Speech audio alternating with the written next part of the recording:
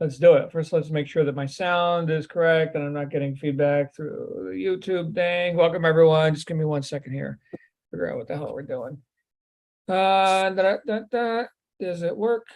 It does work. Okay, very good. Welcome, everyone, to our Success Mastermind for Friday, the 19th of August, 2022.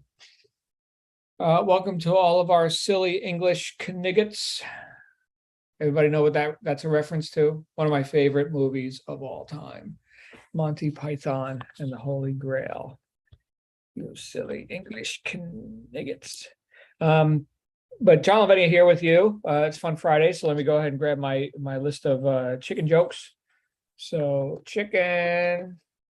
I should have had this pulled up for you in advance. I've just been, for those of you who were around yesterday, we launched our software company yesterday, and it has been all hands on deck. Yeah, so happy days. Anyway, what happens when hens and roosters get together? It's exciting. Aha. All right, this one's good. What do chicken philosophers think about? The meaning of existence. One more. What do chickens call it when you crack an egg? An execution.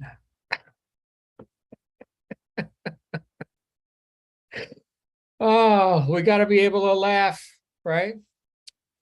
Hey, Daisy, welcome. So, and if you're seeing this on the YouTube thing, feel free to leave comments. As I already mentioned, we had here in the Lavenia household and with our staff and our people, the programmers and everything, we had our big kind of soft launch for Brand Builder AI yesterday. So that was a big deal. We've been working on that for months. For those of you who are not familiar with that, you should probably get familiar with that because it is awesome. Just all the things that it can do. In fact, you can check it out at brandbuilderai.com. Imagine having all the different software programs that people duct tape together to run an online business. Here's the funnels, here's websites, here's calling, inbound and outbound, here's text messaging, Facebook text messaging, SMS, Google My Business, reviews, surveys, calendars, scheduling, et cetera, et cetera, et cetera, all of it in one place for less than the cost of one of those services on their own. So that's what we just launched yesterday. It's pretty freaking cool. And we've got people using it from different industries, obviously, storefront kind of thing. We got a big landscaping company using it. These are just our pilot members. We've got coaches, course creators, even some people that are in like the home business and networking space, right? So it's useful for all of it.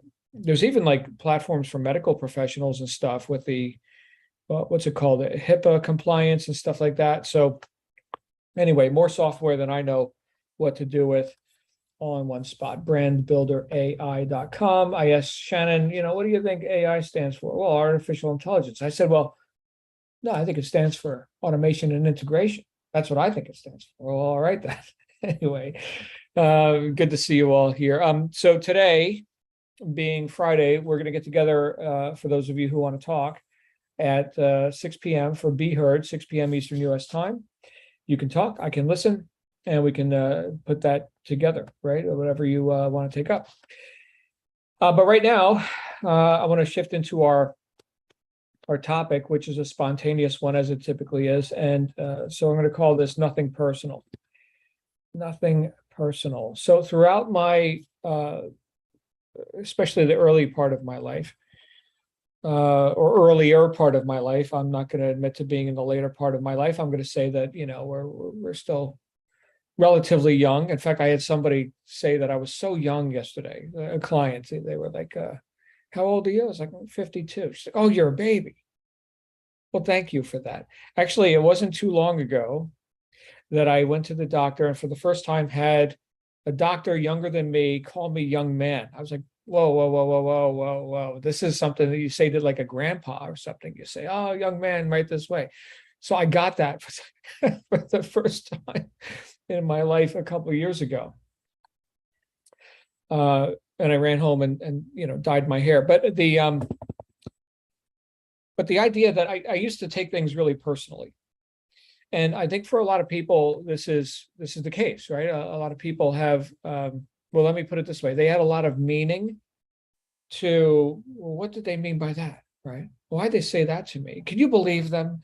And how, and they disrespected me, and in reverse, right? Here's a compliment, right? Oh, right. And that affects people a lot. They take it really personally. So there's something that our friend Stuart talks about from time to time. And that is like Stoic philosophy or Hermetic philosophy, where if you imagine a pendulum that swings, if the pendulum swings far this way, then it must swing far that way, right? So it's got a lot of disparity, a great disparity between extremes. Okay. But if you have a pendulum that just kind of does a little bit, then there's, much less extreme, obviously. So you can get the visual of that in your mind. How far is your pendulum swinging? So the same person who is greatly affected by criticism or innuendo or something that may have had nothing to do with them, but they internalized it. They own that. Well, the same way they're going to own or be owned by, interesting perspective, be owned by, the praise. And so we could see this, where's one example we could see this a lot is social media, right? So, oh, I got so many likes on my post, or, oh, I didn't get likes on my post, or somebody, a hater, a troll, they criticize me, right? And people get so affected by this stuff. But here's the thing. Albert Hubbard said years ago, if you want to avoid criticism, do nothing, say nothing, be nothing. More recently, there have been books written about being independent of or non-attached to needing praise, needing validation. So, of course, we want to avoid, the haters, right? Because I internalize that and I take it personally. But at the same time, we want to get, and we're so damn needy, if that's the personality type we're talking about, right? We're so, I need praise, I need validation. So what is missing here? If that pendulum is swinging so friggin' far to either side, fear of criticism, neediness of compliments or something, right? So if that is the being, if that's the position from which somebody's experiencing life, then what is missing? I'll tell you what's missing. What's missing is the self-validating, I'm gonna say self-edifying. That's an interesting perspective. The self-edified being. All right. So what do I mean by that? So an inner-directed person, as Steve Covey talked about in 7 Habits of Highly Effective People. Right. The outer-directed person is receiving inputs and makes decisions about who they are and what they're able to do and what direction they should go in life and all kinds of stuff based on what everybody else thinks. So if I take all of these inputs, which exist with or without me, if I take all these inputs, positive or negative, and make them personal to me, then that's going to direct my life. That's an outer directed person. But the self-edified person, so self, okay, so I'm determining, right? I'm cause, right? So self, edified, to build up, and like an edifice, right? To build up through instruction and enlightenment. And then as that being, if I go forth, right, I have a bit of altitude. I'm not talking about arrogance now. I'm talking about here's the edifice, or here's the big being that's showing up in the same environment with the same potentiality for inputs, but not taking it so personally because I'm already okay. I'd say, hey, I'm not perfect, but hey, I'm not desperate either for, oh, please give me praise or something, right? Oh my God, they criticize me, right? So one of the biggest fears that people have in terms of, and this is really interesting too. One of the biggest fears that people have is fear of criticism. And so they don't put themselves out there. Okay, but listen to the folly of this, right? So if you're not publishing, if you're not promoting, if you're not advertising, if you're not doing whatever you do to make yourself known in the marketplace, then what is the product of that? A lack of traffic, a lack of leads. And what is the number one thing? The number one thing, for those of you who were on the special webinar yesterday, what is the number one thing that people like entrepreneurs, business owners say they need more of? I can tell you, for being around for decades and working with thousands of people, the number one thing is leads. Well, how do you inflow leads? Well, you outflow promotion. So you got to put yourself out there. There's a saying, there's a saying in the advertising world, a terrible thing happens when you don't advertise. Nothing happens, right? So that's not good. And advertising doesn't mean, necessarily paid, ads specifically, but anything, any outflow, any promotion, any effort or media to make yourself, your offer, your business, your program, whatever you've got, make that known to a greater degree in the marketplace. That's what I'm talking about, right? So if you want traffic in, you must outflow communication out. Imagine this, right? Since we're talking about nothing personal here. Imagine that you had a friend who ignored you.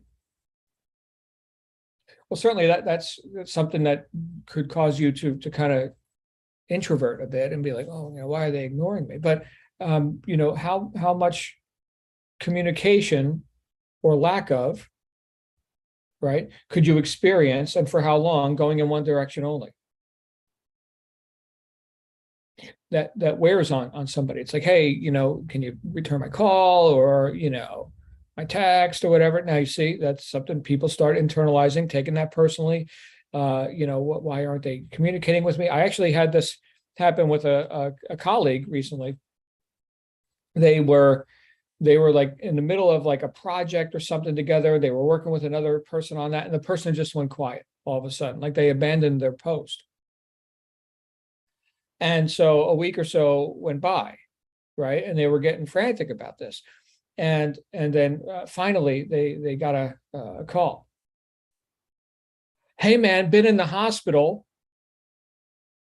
got your 15,000 text messages. So sorry. Right. So that communication solved a mystery for that person. But while they were in the mystery, there was a lot of considerations, projections, imaginings of, what it could be. Right. I friggin' hate mysteries. I hate mysteries. Okay. So if I am in communication with you, let's say that you were my client and I am, attempting to serve you, right? It'd be a good thing. It would be a good thing for us to have that two-way, dialogue, right? So that we can actually solve the problems that we're here to solve. Communication is what makes all this happen. Just like communication, or lack thereof, will cause people to take things personally. So back to my own personal experience with all this. So back to my earlier part of my life, right? Where I was so needy. And just for a little bit of context, right? I wasn't like the popular kid in school or any of this kind of stuff. I didn't have many friends, right? And so just like with the business owner who has a lack of traffic, right? They're in what we call lead poverty, and they clutch onto each potential customer as like my precious or something, right? So that was like a needy kind of a condition that I also experienced in earlier part of my life. And what does that do? Okay, so think about that. Now you're that person who takes everything personally, and now you're out in public, right? Or you're attempting to get a customer in business or whatever it is, but you're needy, you're desperate, something like that, and you tend to take things personally. What does that look like in terms of your level of confidence? Where else this shows up? So not just like in like a business kind of a thing, okay, but also like in dating and meeting people and stuff like that. I already gave you the answer to, what is the one thing business owners say they need more of, and that's leads and traffic, right? And of course, conversions to sales. You can have 1 million leads if nobody's buying something. If you can't sell, well, so much for your leads. But like in the dating world, what do people look for? An air of confidence, right? So you can imagine, here is the person who is clingy, needy, right? That sort of a thing. That doesn't speak of confidence. In fact, when I first met Shannon, which happened on the internet back in 1997, there was this thing called Yahoo Personals.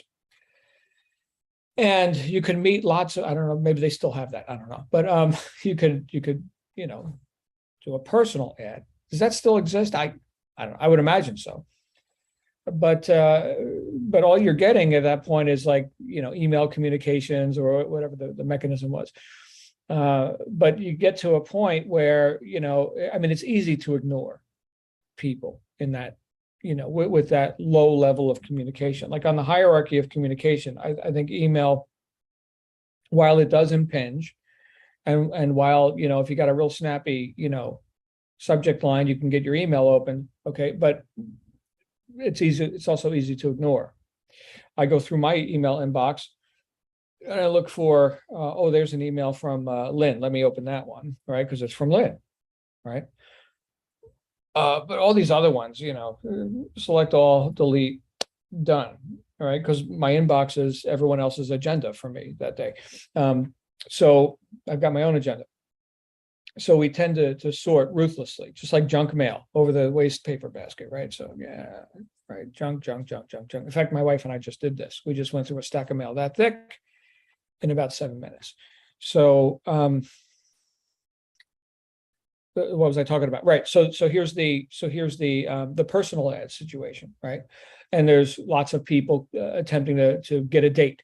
Okay, let's say, and I got ignored. I got ignored by Shannon. That happened. How did I wiggle my way in? I sent her a funny text after being ignored for, I don't know, a week or whatever it was. I sent her a message and it just said, "Were you abducted by aliens?"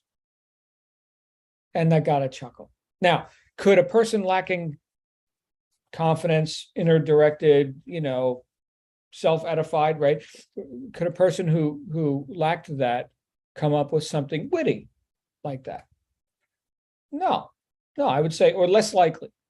I guess if they had a script or something, they could, copy and paste. But, in relationships, as with any, communication, there's got to be some present time awareness, some give and take. Think of it like playing chess. All right. So if you have, it's your move, right? You moved. If the other person doesn't move, well, the game is paused. Okay. And in some games of chess or other games too, I was playing Rummikub with my wife and daughter last night. Anybody play Rummikub? Fun game. Anyway, so in that game, there's a 1 minute timer, like a little sand, through the hourglass thing, but it's a minute glass in this case. It's a minute plastic. It's not even glass. But you turn over to the little thing and the sand comes down and you've got to make your move within a minute. And my daughter hates it when I turn the sand over. She's like, no, because she wants to take her time. It's a game of matching numbers, and it's not nearly as complicated as chess. But anyway, if somebody doesn't move, then the game is paused. So what does that mean? If somebody doesn't, if somebody abandons a dialogue or makes a move that is a blunder or unexpected, how much of that do we need to actually internalize?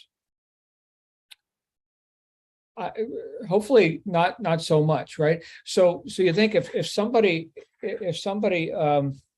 back to the example of the game last night, right? Hi, Linda's back. So if she made a blunder, like a bad move, does that affect me? No, well, you don't understand the game of Rummikub, but if you understood Rummikub, you would know that it doesn't have a whole lot of effect on you. So I don't have to take it personally. in that way, we can go forth and be prolific.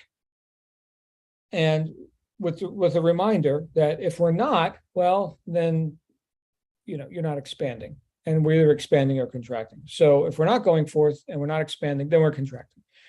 So therefore, we must expand. We must go forth. We must be prolific. We must publish. We must make known in the marketplace, all of that, right? So since that is a demand that we need to, and I would say deserve to meet that demand, then we're going to have to put on some armor. We're going to have to self-edify. I've got, I think you guys know, I recently started a TikTok channel, which I haven't posted to in 2 days. I've been so effing busy. I'm going to post something today. I got 2 TikTok channels, American Families 1776, as well as Sell More with John. But anyway, on the Sell More with John channel, there's only, 50 followers or whatever. And I got this course on how to actually do it with the keywords and the hashtags and blah, blah, blah. And I'll get to it. Okay. But the point is I'm publishing with or without a big group watching. Now, the interesting thing is people who have seen it said, John, holy crap, your videos are awesome. I'm like, oh, well, thank you. I kind of like that. So I'll take that personally. But how about the fact that I only get like 300 views on a video? Oh, I only get 300 views. Right. So again, there's the pendulum. So don't get too excited when you get praise, and don't get bent out of shape if you don't get the praise. The point is, publish. And I think it was, well, I already quoted Elbert Hubbard, but to quote, I think Grant Cardone said, if you don't have haters, then nobody knows about you. So get it out there. I mean, there's a guy. Think of that guy. And whatever I don't know if you're familiar with his work, but there's a ton of it out there, ton of content. Is it good content? I won't comment. Mine's better. But anyway, he's everywhere you look. Everywhere you look, right? So quantity reveals what? That person who isn't going to take stuff personally. I remember something my uncle George wrote in his book, What You Think Is What You Get, was right along these lines, right? Of like being independent of the good opinion of others. Being independent. And back to Steve Covey, where he talked about the 3 levels of approach to success in life and being effective. One is dependence. That would be the lowest, right? So dependent, which is basically what we're talking about here. I take everything personally. I'm dependent on you to lift me up and edify and validate me, right? So that's a dependent. Higher would be independent. Nice, right? So there's the bridge right there. And as an independent person being entity, you now have an opportunity to be interdependent, which would be the highest. Now we can cooperate. Now we can get leverage. Now we can build organizations and have friends and do the things that when independent people get together, they can have a synergistic, which is one of the habits of the 7 that he enumerated, right? Is to synergize. Well, you can't synergize with a parasite, right? Does that make sense? All right. So and maybe another way to look at would be symbiosis, right? So what does that mean? That means that I'm successful here independently, and you're successful here independently, but together we have a symbiotic relationship. We assist each other, even though we're able to independently succeed and flourish and prosper and everything else. You can't experience that. So symbiosis is not a parasitic relationship. You get that, right? So in that way, I would say that the better you can remove yourself from a state of attachment we could say the emotion of what I would call dependence, being emotionally dependent. The more you can do that, the more you can show up as an asset, as a symbiote to other people who would like to cooperate with you. And that could be a customer, that could be your next date, that could be, I'm thinking right now, because I was talking about my daughter, right? That could even be like in a parent-child relationship, right? I'd like to think, well, I'm very confident in the fact that I'm an ally and an asset to my daughter. Does she consider that though? Does she have that same acknowledgement, or like in some like parent-child relationships, it's I can't wait to get away from these crazy parents, right? Or abusive, or where the parent projects their own psychosis or neurosis on their child. I mean, there's all kind, and we're going way deep down the rabbit hole here, but that would be a rough, barely symbiotic relationship. Yeah, you feed the kid, but oh my goodness, the torment, right? I could see why the kid wants out. Anyway, those are my thoughts on nothing personal. How much can we embody that and put it to use? Well, it's a moment to moment, reminder and being conscious of that. And this is why I think it's so, I know it's so important to have self-determined goals and to remind ourselves of that. Go sit, be quiet, see yourself already in possession of the good that you desire. It's being delivered right on schedule. And you can accelerate that by being more on purpose more often and not being so diluted by all the considerations about what did they mean by that, or oh, I hope somebody likes my stuff. Just publish. On purpose action.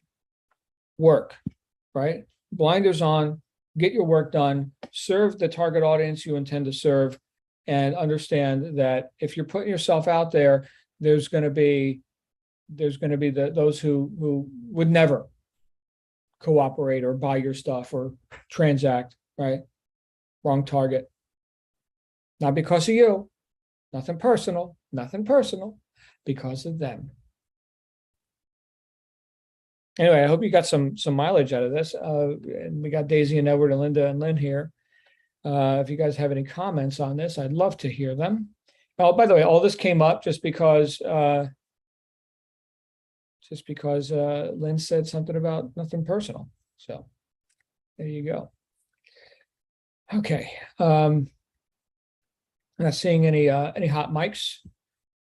So we can go ahead and release you all to your greater good. I'm going to be back here at 6 p.m. Eastern. Anybody wants to talk, I'll be back for Be Heard, where I will listen and you will talk. In the meantime, so glad you're here, and I hope you got some good food for action out of all this. We good? I knew. Hey, Linda. Oh, you couldn't hear me, huh? No, you know what? Let I me hear you switch now. Wi-Fi. Hold on. I think I'm in the bad. Oh, no. I should be okay. Maybe it switched automatically. Mm-hmm. Okay. Well, I know you were on off like 15 times here. Oh, yeah. Well, I was driving. So, no, but I'm just saying this comes down to your self-esteem, how you feel about yourself and how confident you are, right? Mm-hmm.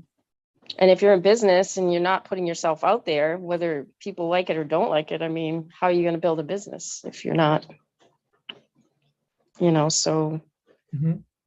Yeah, I mean, for me, the thing I struggle with the most, again, is the video thing. So that's where I lack, I guess. I don't know, just because I'm not familiar with it. I mean, and the only way I'm going to get better at it is just to do it. And the nice thing is you can record it. So, right. Yeah. I just got to get some good equipment. So, but I mean, what did we do, John, before we had social media? I mean, we can market other ways as well. Yeah, we put out flyers, we banged on doors, we did newspaper advertising. Right. We called people. Yeah. Yeah. So, we just have different media now, but the reality is, and always has been, that Linda makes herself known, and now people are interested or not, right? And Right. that's it. Right. So, Yeah. if video is not your thing, no need to belabor that. I would say, publish some stuff, brief, right? By whatever media, Facebook, YouTube, TikTok, whatever. The good news is that if your stuff sucks, well, hardly anybody's going to see it anyway because you haven't built an audience. Right. Great news. And well, that's the thing. I mean, and every successful person started somewhere, right, John? I mean, yeah. It's like, I mean, I've heard stories where they did, sessions for a year before people showed up. So it is what it is. It's just, you got to put yourself out there.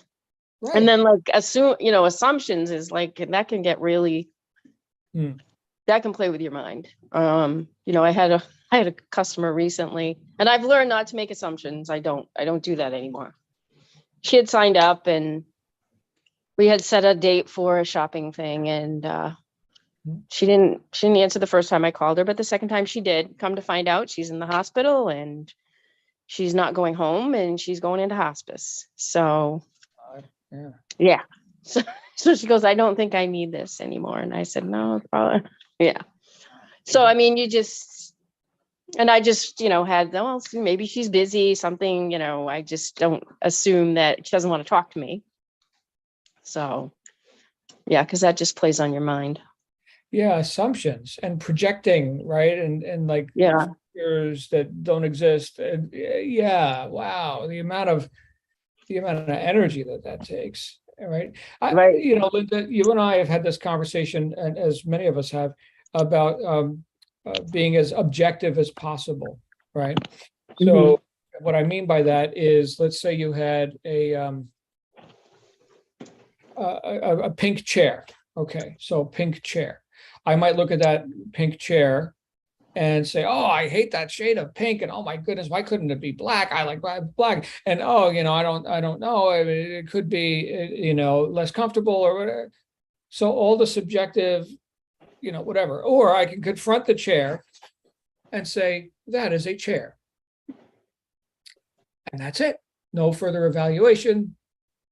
Right. No energy expended, right? So if we could do that same sort of, if we could have that same objectivity, and I'm not saying be a Vulcan, although, okay, in fact, I've had that consideration, Linda, is if I could be like Spock and just no emotion at all, would I? That answer, I've gone yes and no with that, and so I'm still undecided. But I guess I don't have that option anyway. But if I did, right? So anyway, going more in that direction of objectivity, Spock doesn't take stuff personally, right? Here's the here's the total disaster of whatever happened, and his response is fascinating. That's it. So maybe that's it, Linda. You can go and get all the criticism in the world, and your response could be fascinating. Right, exactly. Oh, that's interesting. Yeah, I mean, I even see like I was listening to Sean Hannity the other day, and he was like, he went on and on about this person who criticized him, and I'm like, seriously? Like, somebody of your stature, like, why do you even care, like, what this person thinks? Like, I don't know. Yeah. So he expressed, he used a lot of energy, and he was angry, and I was like, wow, okay. Well, he's got a platform, and he gets lots of those, as anybody who with a big platform does. And so why did he now at this stage in his career, I know who you're talking about, why did he go with that? Maybe that was part of the showbiz part of it, right? I mean, people want to be entertained. Yeah. So the we were just reading in Dale Carnegie's book, How to Stop Worrying and Start Living, about actually welcoming criticism, but deflecting unjust criticism. I need to own that. Again, it's what part of this am I willing to own? What part of it am I attached to, or am I willing to assimilate? praise or some of it criticism. could be good criticism. I mean, you got to take it constructively, right? Well, if it's just, yeah, sure. So this guy you just mentioned, he's not perfect, right? And nobody is. Okay, fine. So if there's something that, I mean, you basically just cited a point of potential criticism. It's like, why is he displaying or dramatizing this, the way he is, right? I came here to get, his news or something. Okay, but no, it's understand that people want to be entertained, and if you doubt that, just go on any social media platform right now. Go on Right. TikTok and just look at what comes up in your feed, just without searching for anything. Mm. It's fascinating. Mm. In my case, it's these girls shaking their booty. It's like one after another, and I'm just like, with like really loud music and stuff. It's like, really? Okay, so something about that algorithm, I guess it likes to show me that. So I don't know. I was gonna say, I don't think I've seen that on TikTok. So you're Well, your name is Linda and mine is John. right, exactly. Right. Right. That's funny. Hey, you could do a video like that, and it'll probably show up in my feed. It'll show up in No, a lot God, no. Yeah. Yeah, that would really be pushing the comfort zone. Well, that's a cheat, though. That's a cheat. Understood. And I did some work with a publicist, and we were talking about how brands are presented in the marketplace. And he mentioned an example of Geico Insurance. Okay. So the gecko, right? A little lizard that runs around. Mhm. Lynn or Edward, you may not have seen these. I don't know if they do Geico in other countries. Okay. But it's kind of a play on words. So gecko is a little lizard, right? They run around all over the place, right? In warm climates. And so Geico, which is an acronym, General something Insurance Company, anyway. But they used a mascot, a little animated, cartoon gecko to kind of sell the insurance, right? Call now for your free consultation. But when they were designing the gecko, there was, the various artworks that came about, and we can make him look like this and whatever. And one of the directives was to make his chest smaller. Like he had a bit too manly. They wanted to slim him down, make him look kind of harmless and stuff like that. So we don't want a big, strong gecko. We want like no sex appeal at all. Like, that's sort of Just nothing. cute. Right. Kind of like you can't tell what gender, right? So that was the image they were going for, using this mascot, this device. Basically, that's a device. Now contrast that with, here's the bikini chicks on the yachts, and man, look at the cleavage and all that. And so some sales pitches go in that direction, and we would call that a gimmick. So the lesson I was getting in this whole conversation, and we're way off topic now, but hopefully this serves you, is sure, you can cheat and do the sex sells and do all that. That's like using nitrous gas in your car engine and winning the race but destroying your engine. Okay. Or you could just build a better engine and not cheat and win more and more races. Right. So I don't know why I just shared that with you, but you triggered me with that, Linda. Triggered. Stay off TikTok, John. All right. Very good. So yeah, the girl with the dancing butt, right? I mean, should get a lot of views. To what end? To what end? How do they monetize that? Or what do you want to be known as? Right. Geico wants to be known as, very harmless, friendly, save your money on insurance, right? So anyway, you guys, we'll wrap up with that. I'll be back at 6. You guys make it a great day. And